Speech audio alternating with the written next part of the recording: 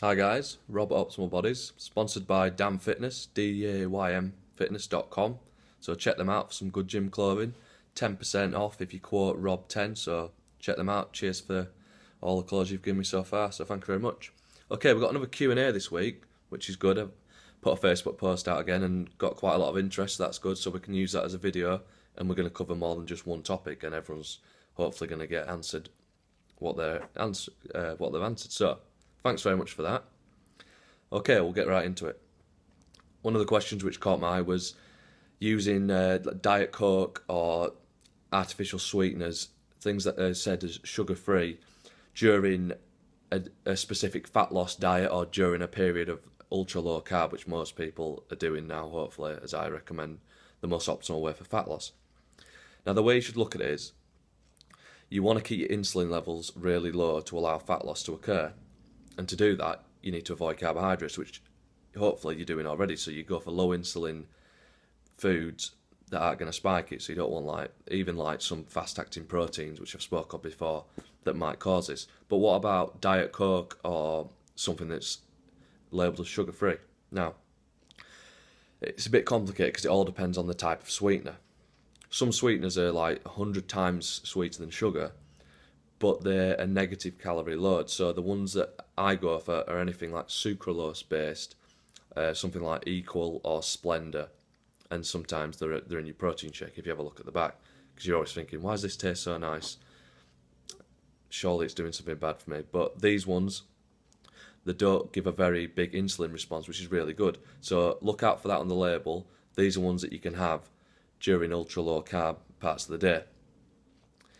Now, the main ones that gets used, unfortunately, spike insulin quite significantly, but we can use this to our advantage. But highly recommend avoiding these type of things if you're on your ultra low carb parts of the day. And this is aspartame or a sulfame K or potassium K, it might be labelled. Now, unfortunately, these are in your big products, your big brands like your Diet Cokes and your Pepsi Max.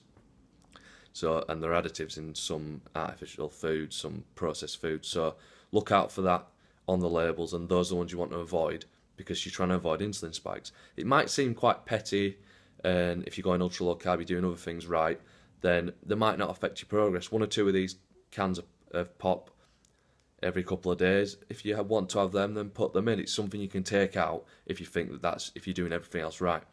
I look at it as this: if you're doing things that are only minor, that might not make a big difference, like you're just having protein shakes after training, you're avoiding things with these artificial sweeteners in, etc. Things like that, you're using creatine. You're using these little things that might not be significant, but little things all add up. So if they all add up to 10%, something like 10 to 15% of benefits to your diet, you're going to see the results. If the main things are in place, you're going ultra low carb, you're getting your protein in, you're getting your decent macronutrients, get the big things in place, you're doing big compound heavy movements. They're all in place, and these little minute things can make that extra 10-15% difference. So the choice is yours with those. So thanks, it's a good question. And when I would use them, the only time for an advantage is when I'm trying to get a big insulin spike. So on your carb refeed nights, depending on how many times you're going to do them, which I'm going to speak of in a second because someone's asked that. So I recommend having your Diet Cokes, your Pepsi Maxes, if you enjoy them. By all means, by that point, go all out if you're eating carbohydrates at the same time and you're trying to get an insulin spike, because they will spike insulin. So that's when you can use them as a tool to do what you're trying to do with them. Okay, so how many times a week should you have a cheat meal or a refeed period? And this is most highly stressed that this is based at people that are avoiding carbs at other times. So if you're having carbs every day, you don't need refeeds.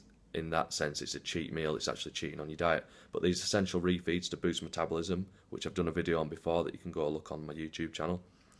So 90% of people, I'd say at least once a week, and these are for they're either sedentary people or the people that are about probably over 10% body fat. So you can't see your abdominals, you've got quite a lot of body fat to lose, and there's a reason behind this. Every time you're burning body fat is stored as triglycerides, which is a combination of not only fat but also glycerol, which is made from glucose. So actually every time you're burning fat or you're exercising, you're getting this flux of sugar, glucose, into your system, which you can use as fast energy. So that's why people who are quite overweight, they can go a week, 2 weeks max without actually having to have the carb refeed, because you're getting it back. All them years of eating carbs, you've got a big storage, so now you're using them again. So that's the way you should look at it. You don't need to eat them because you've got them stored.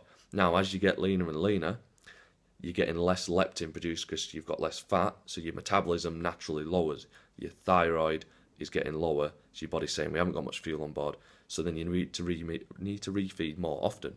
So I say, if you can see your abdominals just relaxed, you only tense a little bit, you can see them very clearly, and you're doing intense weight training, some sort of interval training as well, sprints, you're feeling groggy, that's a good time to have a refeed. And for those people, I'd say I'd go for twice a week, 3 or 4 days between feeds, so not 2 in a row. Let the refeed take effect and have another one. And then if you're getting sub 10% body fat, you're drained all the time. You'll know about it. There's veins everywhere. You're shredded. Mostly competition people. Then up to 3 times a week, post resistance training in your last meal, probably at least 1 day in between. Then have a refeed. So it's all dependent on your body fat. Be honest with yourself and how you feel. If you're feeling terrible, you've been doing it for a few weeks, you've adapted, but you're still feeling awful, listen to your body. That's probably a time you need some carbs, and see how you respond to it. Do it for a couple of weeks. If it works, continue to do it. Okay, what sort of carbs should you